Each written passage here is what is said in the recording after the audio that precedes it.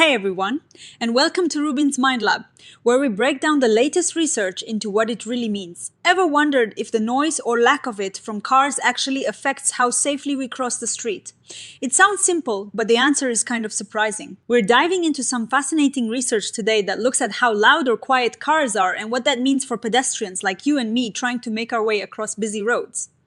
Now, before we get too deep, there is a little note about this paper. It is actually a follow-up or an updated version of some earlier analyses that were part of a bigger study.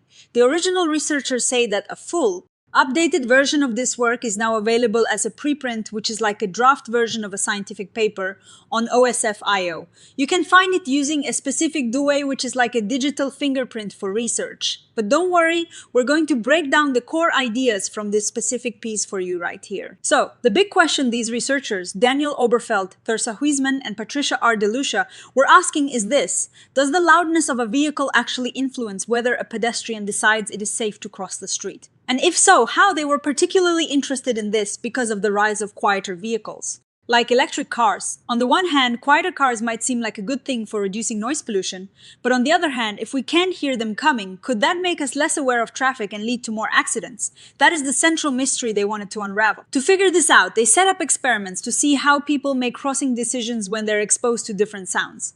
Think of it like a control test where they could manipulate how loud or quiet the approaching car sounds were.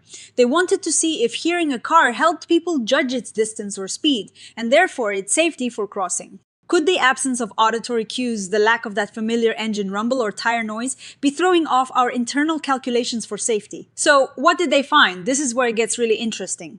They discovered that when vehicles were quieter, meaning less intense sound, people tended to be more willing to take risks when crossing the street. They might have been less cautious or made riskier judgments about when it was safe to go. Imagine you're standing at the curb and you don't hear that rumble of an approaching car. Your brain might not be getting the same signals it usually does to gauge the threat, and you might unconsciously think there is no car there or it is far away when it is actually closer than you think because you can't hear it. This suggests that our hearing plays a crucial role in how we perceive traffic and make safety decisions. It is not just about what we see, it is also about what we hear. In a world with increasingly quieter vehicles, this research highlights a potential safety concern.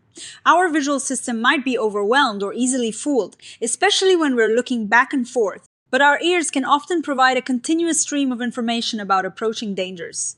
When that information is reduced, our decision-making process might change, and not necessarily for the better. They found links between the intensity of the sound, how loud it was, and the riskiness of the crossing decisions. Low-intensity sounds, meaning very quiet cars, were associated with more risky decisions.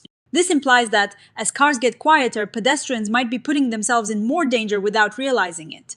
It is like a hidden danger that creeps in as technology advances. Now, it is important to remember that this is a specific study, and like all research, it has its limitations. For instance, they might have conducted this in a lab setting, not real-world chaotic street conditions. Also, the specific types of sounds and how they were presented could influence the results.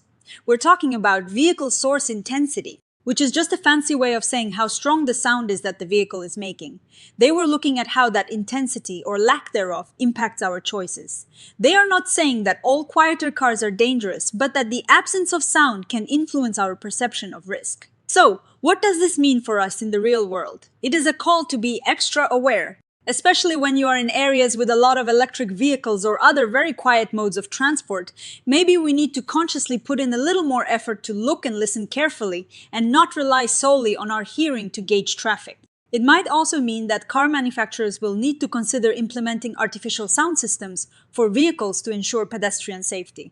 We're so used to the sound of traffic being a signal, and when that signal is diminished, we need to adapt our behavior.